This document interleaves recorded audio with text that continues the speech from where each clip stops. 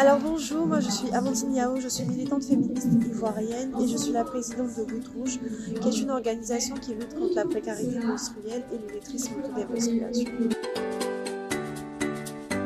Eh bien, Goutte Rouge c'est une organisation féministe jeune, on a 3 ans, on a pas si longtemps dans 5 ans pour fêter, et c'est une organisation qui est née d'une initiative de jeunes de vouloir en fait mettre sur la table de discussion le sujet des menstruations parce que c'était presque tabou et pour nous il fallait en parler. Donc c'est là qu'est née les notions de précarité menstruelle et d'illettrisme autour des menstruations parce que nous nous sommes rendus compte dans un premier temps au niveau de la précarité menstruelle que certaines femmes, filles, amies, connaissances et tout trouvaient en tout cas des difficultés à avoir des protections hygiéniques et ensuite au niveau de l'illettrisme menstruel, on se rendait compte en fait qu'il n'y avait pas la bonne information qui était donnée aux jeunes filles sur les menstruations.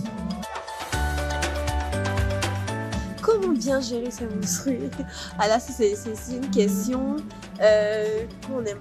on aurait aimé poser ça plus jeune et recevoir toutes les informations autour. Mais comment bien gérer ses menstruations? C'est d'abord de connaître son corps, de savoir quand est-ce qu'on aura ses menstruations, de connaître sa période pour ne pas que ce soit une surprise, d'avoir des protections, en tout cas des protections qui nous sied quand on a nos menstruations et de se protéger efficacement. Eh bien, sur ce, en fait, il existe plusieurs types de protection hygiénique.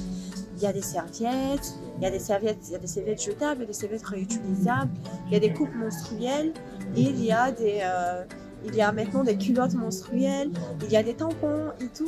Et je pense que c'est à la convenance, c'est petit à petit. Par exemple, moi j'ai commencé avec des serviettes hygiéniques. Il y a eu un moment où j'ai utilisé des tampons, je suis retournée à la serviette hygiénique jetable et maintenant j'utilise la coupe menstruelle. Donc je pense que chaque femme doit faire son expérience avec en fait les protections et décider, en tout cas choisir de la protection avec laquelle elle se sent le mieux.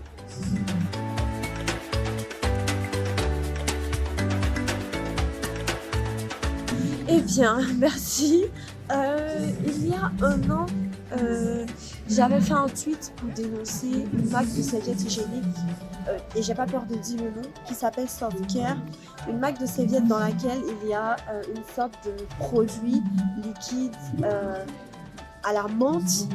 Donc je ne comprends pas pourquoi est-ce que pour se protéger pendant ses menstruations, il faut avoir de la menthe dans sa protection hygiénique. Sur les paquets de Softcare, on n'a pas évidemment les compositions des serviettes et comme sur les paquets de serviettes hygiéniques aussi d'autres marques. Malheureusement, on n'a pas de composition, les compositions ne sont pas clean, donc oui, les serviettes jetables peuvent amener en fait à des infections si on les porte beaucoup plus longtemps que 4 heures. Généralement, c'est avec les sages-femmes et avec les gynécologues, c'est conseillé de porter sa serviette 4-5 heures de temps, mais la garder toute la journée, ça peut en tout cas amener à un choc toxique et c'est ce qu'on ne souhaite pas en tout cas pour aucune femme.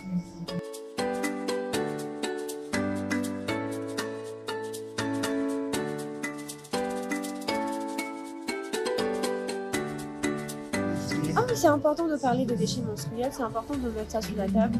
Et là, j'ai même là envie de faire un plaidoyer parce que les organisations et même les militantes qui parlent de précarité menstruelle, on verra que tout de suite, la solution contre les déchets menstruels va être la serviette hygiénique réutilisable. Mais elle n'est pas adaptée à nos contextes. Je suis désolée, c'est pourquoi même quand vous m'avez posé la question de savoir qu'est-ce que je pouvais en fait proposer comme serviette idéale, je disais en fait que toutes les femmes vont aller faire leur expérience avec les serviettes. Et là aussi c'est une question de choix, il ne faut pas imposer un type de protection hygiénique en fait aux femmes.